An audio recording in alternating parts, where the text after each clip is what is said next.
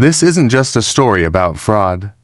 Next, we head up to Anchorage, Alaska, for the sentencing of former dentist Seth Lookhart, a man whose crimes went far beyond stealing money. Lookhart was found guilty on a staggering 46 counts of felony medical assistance fraud, totaling nearly $2 million. Authorities say the greedy dentist also conned his own business partners out of $250,000 and even bragged about his crimes in text messages. But it was Lookhart's recklessness with his patients that was perhaps most disturbing. In one particularly egregious instance, he was caught on video extracting a patient's tooth while riding a hoverboard. Prosecutors argued that stunts like this, combined with other abuses like using excessive anesthesia without consent and allowing his office manager to perform an extraction, showed Lookhart was a menace. As prosecutor Eric Senta put it, "This is not an economic crime. Lookhart hurt people, vulnerable people, disabled children." This is not an economic crime. This is not a case where the court is sentencing someone who stole $2 million. Lookhart hurt people, vulnerable people, disabled children.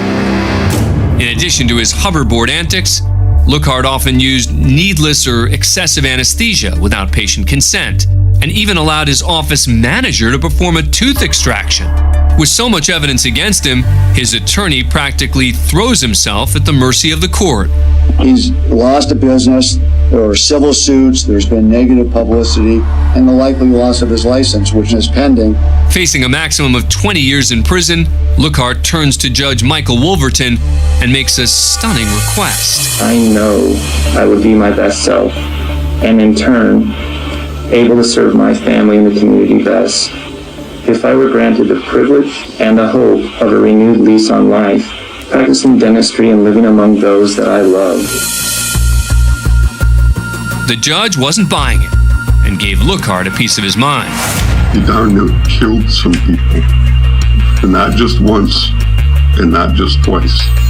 People who should, some of them have never been in your office and you knew it, and then after that, you bragged about it in your text. Facing a maximum of 20 years in prison, Lookhart made a desperate plea to the court.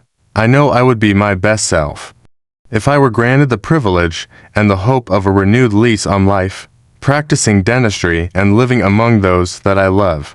But Judge Michael Wolverton was not swayed. He had a stern warning for Lookhart: "You darn near killed some people, and not just once, and not just twice." He then read a statement from the patient in the hoverboard video who, despite her outrage, offered a measure of forgiveness. "I think what you did was so outrageous, narcissistic, and crazy. So I forgive you for all that." In the end, Lookhart learned the hard lesson she predicted.